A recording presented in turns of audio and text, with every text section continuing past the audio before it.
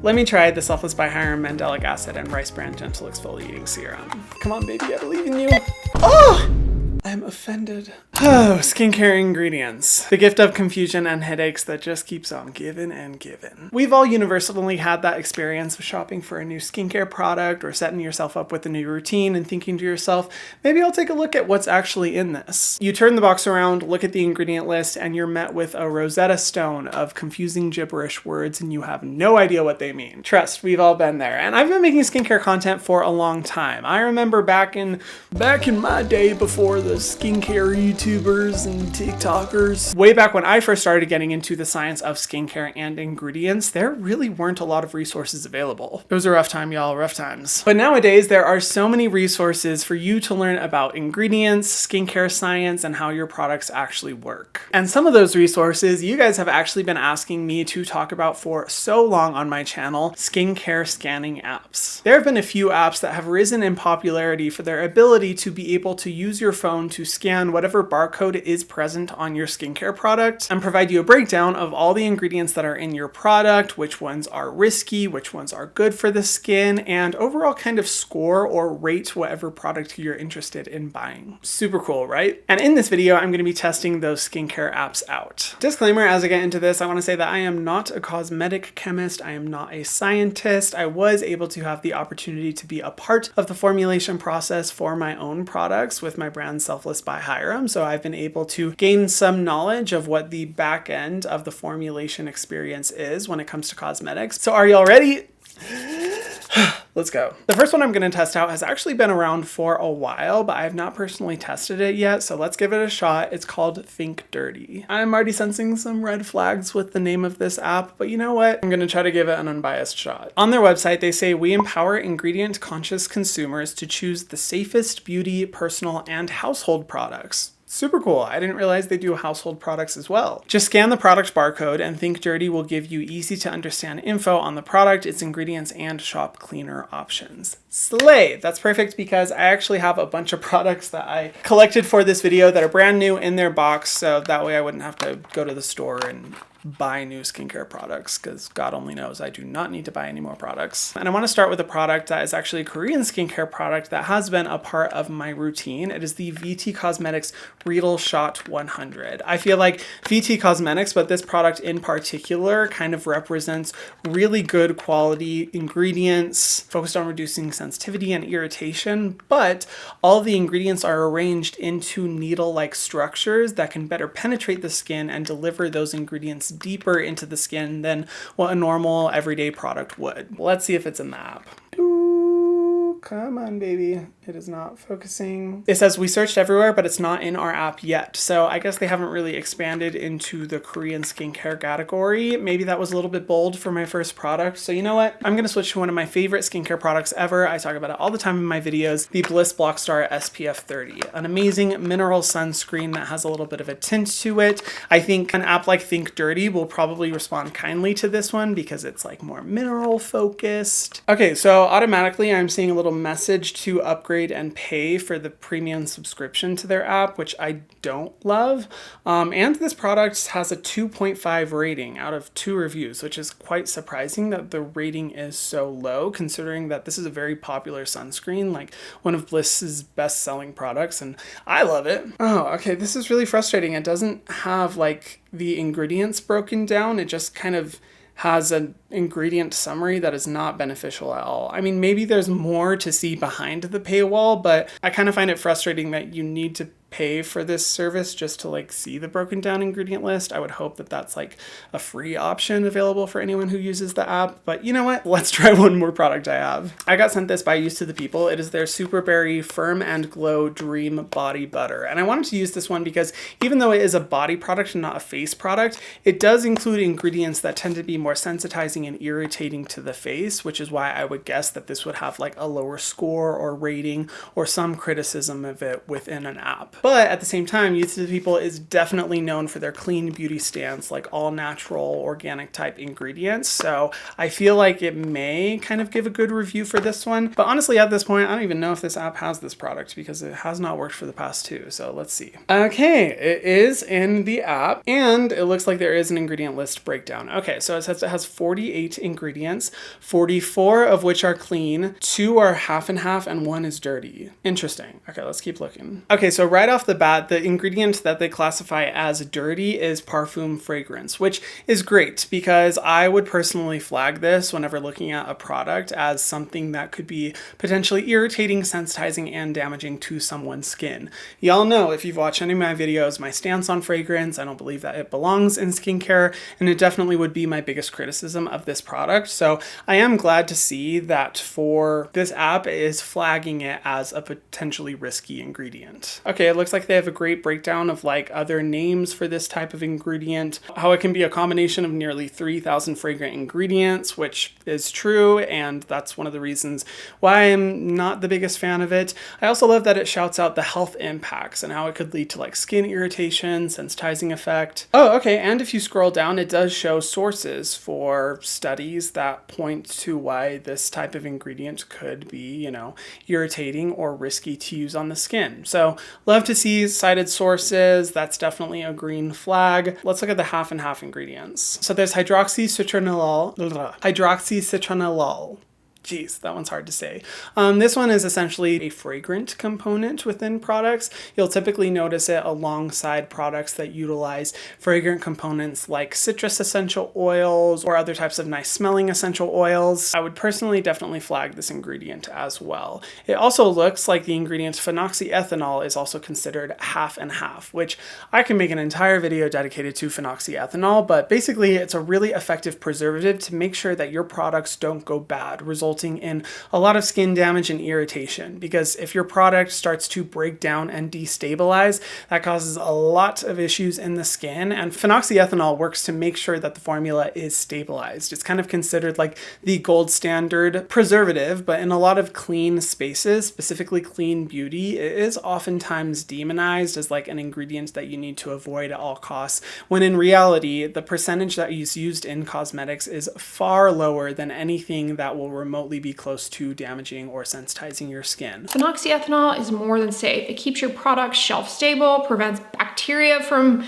taking up shop. It is actually one of the safest preservatives that you could encounter in a skincare product because it is the least likely to cause contact dermatitis, and it's the least likely to disrupt your resident microflora. It doesn't appear to have any adverse effects on human health, especially at the low concentrations used in personal care products. So I don't love that it's listed as half and half, but at the same time, I am absolutely not surprised because it's one of the most common ingredients where a lot of misinformation is spread about it, and it's definitely unnecessarily demonized. But let's take a look at some of the other ingredients that it flags as clean ingredients. So right away, oh geez. Okay, I'm noticing a few different ingredients that have a similar potential for skin irritation as something like hydroxycitronellol, but for some reason are considered clean, specifically citral, geraniol, limonene, linalool. Each of these ingredients are fragrant components. Now, sometimes they can be added as like an extra ingredient, or sometimes if you use an ingredient like an essential oil, companies will list these ingredients as separate from that because they are components of certain types of fragrant essential oils. But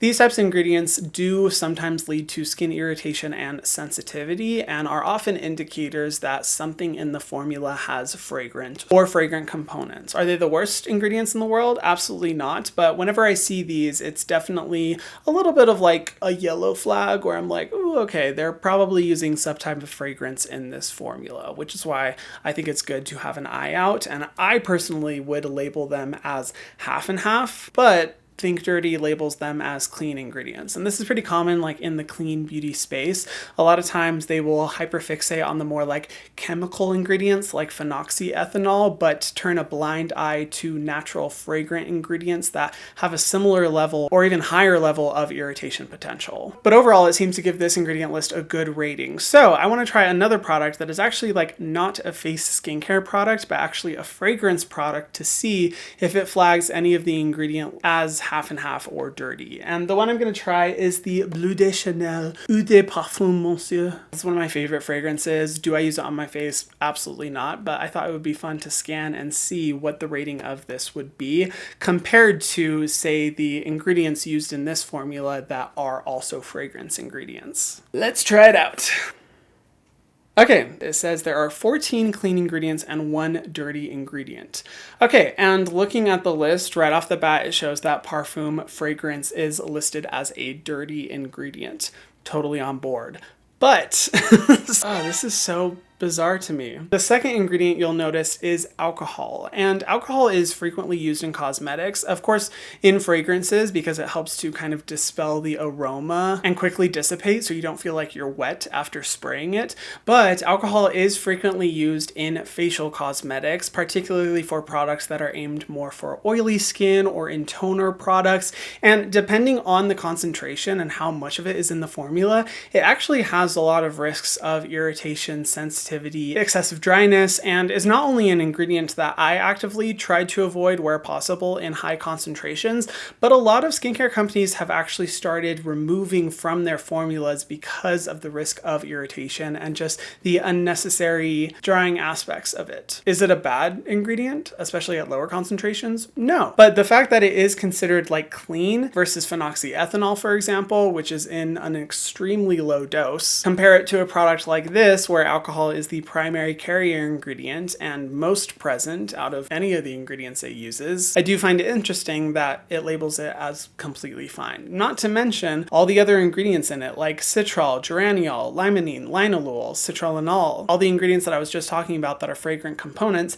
as well as dyes. Now, dyes are frequently used in cosmetics. I've personally never had an issue with them, but there is a subcategory of people that do have allergic and sensitivity reactions to dyes in cosmetics, and those dyes are labeled as clean versus anything else, which is kind of weird to me. But you know what? This is a body fragrance product. It's not classified as a face skincare product, and maybe they're accounting for that when arranging this ingredient list. So let's try another product, and I thought it would be really fun to use one of my own skincare products from Selfless by Hyram. If you're not familiar with Selfless by Hyram, the entire philosophy that we developed when creating these products with our cosmetic chemists is to focus on high-performing ingredients for the most sensitive of skin types. We really wanted to make sure that these products were intentionally made without extra additives and irritants that are so common in a lot of skincare products that can contribute to sensitivity and irritation. But I want to see what Think Dirty says. So I'm going to scan our mandelic acid and rice bran gentle exfoliating serum. While this one is made for sensitive skin, it also has some powerfully active ingredients that work to exfoliate all the dead skin cells on your face and is a pretty power-packed formula. So I'm interested to see what feedback they have, I guess. Okay, so great news. There's no dirty ingredients. That's very encouraging to see. Oh, boy! But it does have 2 different half and half ingredients, which is really interesting because looking at the first one, it's phenoxyethanol. Interesting that for a previous product, phenoxyethanol was listed as a dirty ingredient versus a half and half ingredient. I'm really not sure why that is, but again, I'm not surprised to see this specific ingredient flagged. I mean, phenoxyethanol has been really demonized by the industry for many years, but if you listen to any cosmetic chemist or cosmetic scientist, I mean, there are so many videos out there, they explain in depth how phenoxyethanol is a safe ingredient. Your risk of experiencing irritation, sensitivity, or skin damage from an ingredient like phenoxyethanol is extremely low, which not only is one of my primary issues with like the clean beauty movement. A lot of times there's demonization of certain ingredients without accounting for what the dosage or percentage used is. But also an app like this just doesn't have any way of knowing what percentage or concentration is actually being used. Is phenoxyethanol, a preservative commonly used in the beauty industry, toxic? My name is Lindsay Dahl, and I've spent my career working to ban toxic chemicals from consumer products. And so that also means defending those that are safe, that are really critically important. When used at high doses, phenoxyethanol, which by the way, it's not used at high doses, can be a skin irritant. This is not the same as calling it a carcinogen or a hormone disruptor. And perhaps most important, the study that is always cited about phenoxyethanol being a hormone disruptor didn't study phenoxyethanol, a cousin chemical. Not the same thing. The scientific research supports its safety, and guess what? Preservatives are important so you don't have moldy products. Ooh, let's go on to the second ingredient that is half and half because they are not going to come from a baby like this. Don't listen. Okay, turn away. Salicylic acid is flagged as a half and half ingredient. So bizarre considering that salicylic acid is one of like the most researched and best ingredients out there for helping to target pimples, blackheads, breakouts, and acne. Every single dermatologist recommends salicylic acid. It's one of the most effective for being able to target like really persistent acne and breakouts that just won't go away. But for some reason, it's being flagged when in the other product, alcohol wasn't. What? I am confusion. So it says for health impacts, there's a risk of skin irritation, mild irritations when contacted with eyes. Definitely. I mean, it is an exfoliating ingredient, an active ingredient that you definitely won't want to apply like directly on your eye. But besides giving an explanation for the legal limits that different countries have for this ingredient, which might I add, this product is way below, it doesn't give a lot of context, which is really confusing to me. That's really throwing me off considering that salicylic acid is one of the most used skincare ingredients out there. I mean, when you think about the drugstore products for teenage acne, like nearly every single one of them has salicylic acid. So I am very confused why that one is flagged. But I think one of my biggest issues seeing this is that salicylic acid is an incredible ingredient that is well endorsed with a lot of in-depth data to show how beneficial it is. But just looking at this app and its review of it, you would think that there's something potentially wrong with it, or it's a type of ingredient you would want to avoid when it's amazing. Salicylic acid is an awesome ingredient. Very confusing, but you know what? I'm happy that it got like an okay score, and I think this gave us a good insight as to how the Think Dirty app operates. I really want to try the next most popular app that a lot of you guys were requesting me specifically to review, and that is Yuka. So I think what I'm going to do is rescan the same products that I tried with Think Dirty to see how they compare and if one app is necessarily better than the other. Okay, Yuka, let's see what you got. I mean, automatically right off the bat, I love that they're not shoving a membership in our face, so that's great, but let's try scanning the Bliss Blockstar SPF 30. Okay, here we go. Whoa! Oh my gosh. Let's dive into this because it's showing that it has a poor rating with a 38 out of 100 score.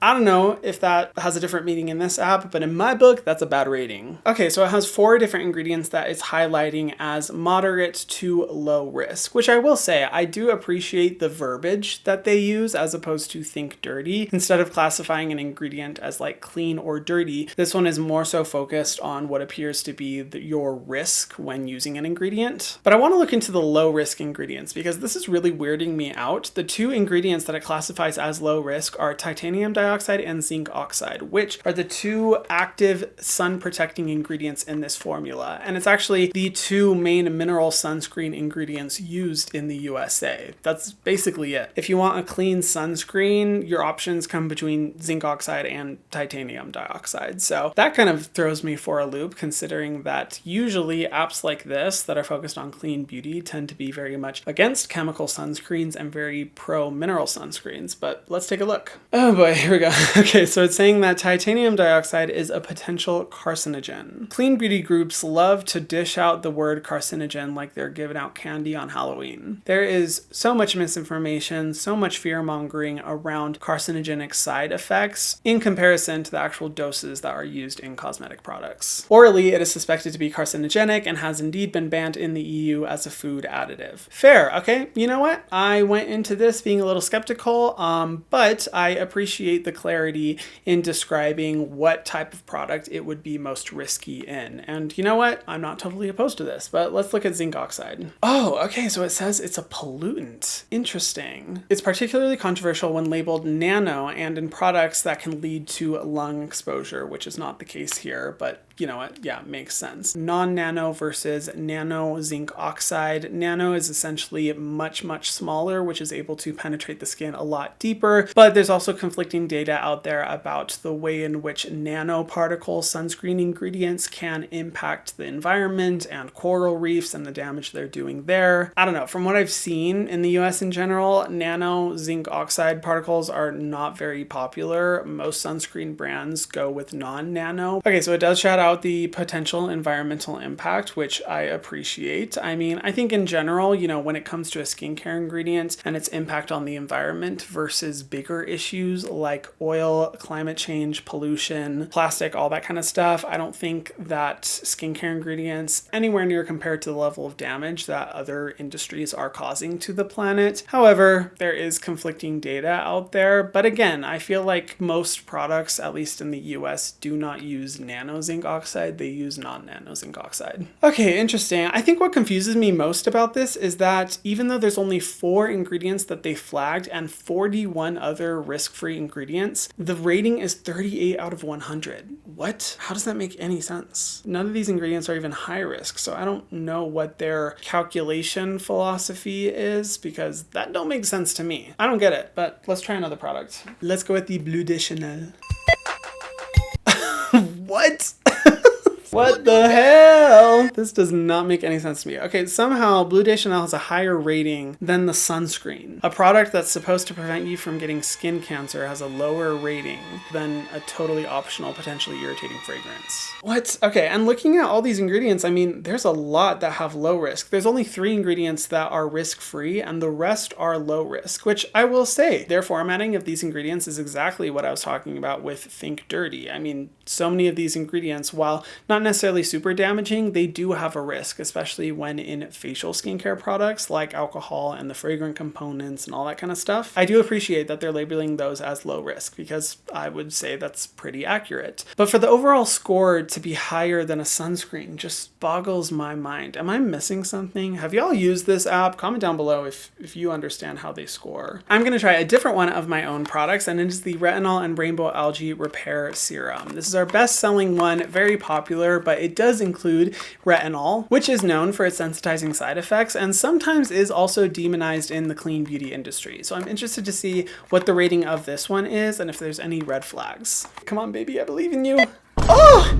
I'm offended. What the hell? It has a 47 out of 100 with only 2 flagged ingredients and 16 other risk-free ingredients. I do not understand this. I mean, like I was saying before, phenoxyethanol is listed as a moderate risk. I completely think that is inflating the problem or issues associated with phenoxyethanol. And it's also flagged benzyl alcohol, which, it can be fair. Sometimes benzyl alcohol is added in, higher concentration as kind of like a fragrant component, but it's also simultaneously used as a preservative, which is the primary reason that we used it in this formula. But because we use it in a lower concentration, specifically operating as preservative ingredient, there's not really need to worry. I mean, overall, I appreciate that it's only flagging 2 ingredients. Do I disagree with flagging phenoxyethanol? Absolutely. But the fact that the score is so low, given that the majority of the formula has amazing ingredients that are non-irritating or sensitizing, really confuses the hell out of me. I do not understand how this app is supposed to work.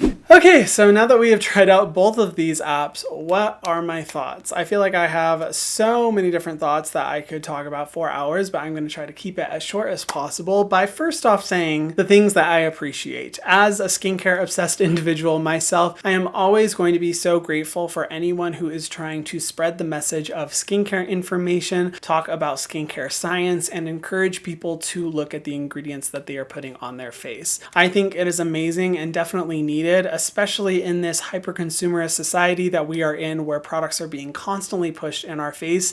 It's good to know what you're actually putting on your skin and what type of products you're buying. It means you'll make more informed decisions. It also means that you're going to be a more conscious consumer rather than just buying whatever is trending next. I also love that they show scientific sources. I wasn't necessarily expecting that, but I'm happy to see it because I think the more sources you can include, the better, and it gives people an opportunity to do an even deeper dive rather than going solely based off of the scores. And I also love how easy the apps are to use. I mean, I totally understand the appeal of using these when you're shopping. You just whip out your phone, why did I say it like that? Phone, scan a product, and you instantly have a ton of information at your fingertips that is not pushy or salesy at all. So I think that is so great. Now with my cons. I feel like these types of apps really further the ever prevalent issue within the skincare industry that, to be honest, the clean beauty movement really championed, demonizing skincare ingredients. The truth of the matter is that there is no good and no bad ingredient. Dosage makes the poison. Everything is good or bad at a certain dose. It just depends on how much you are using. And this movement of trying to say that, certain ingredients are toxic and you need to avoid them and you can't put them on your face at all is a real problem in the skincare space, and one that cosmetic scientists and researchers are actively trying to fight against, because so oftentimes this labeling of ingredients as toxic, carcinogenic, harmful to your health is not as much rooted in truth and more so utilized as a marketing ploy for clean beauty brands to differentiate themselves from other products available in the cosmetic space. And while I feel like both apps are not necessarily the same, I think Think Dirty is a lot worse at this because they literally say that certain ingredients are clean and other ingredients are dirty, which totally muddies up this conversation around dosage, concentration, and science. I still think the labeling of certain ingredients as toxic, clean, dirty, that kind of language is kind of doing more of a disservice to skincare education rather than helping it. Another issue I have with the apps is that they do not account for concentration. They really don't know what the specific concentration of these potentially harmful ingredients are. With the way they format it and structure the bad ingredients versus the good ingredients, you would think that these ingredients are like a blaring issue when in reality they're at such a small, insignificant dose. I also don't love that it kind of encourages consumer black and white thinking. Like the fact that phenoxyethanol, a very functional and useful ingredient to ensure that your formulation remains stable and safe, is ranked as a higher risk than an unnecessary fragrant component that is added purely for the sensorial effect and doesn't do anything to actually help the efficacy of the formula. That's ranked lower. Like, it does confuse me in that sense because it doesn't necessarily account for the effectiveness or necessity of certain ingredients, and thereby kind of encourages this almost black and white thinking that I don't think is good in the long run for consumers to be able to have, and can contribute to the misinformation train that is so prevalent within the cosmetic space. But all that aside, I think the biggest issue that I have with these apps is the scoring system. Like the fact that a singular potentially risky ingredient will render a product to have a super low score is just kind of mind-boggling to me. Again, an effective mineral sunscreen being ranked lower than like a fragrance product is just kind of mind-boggling. And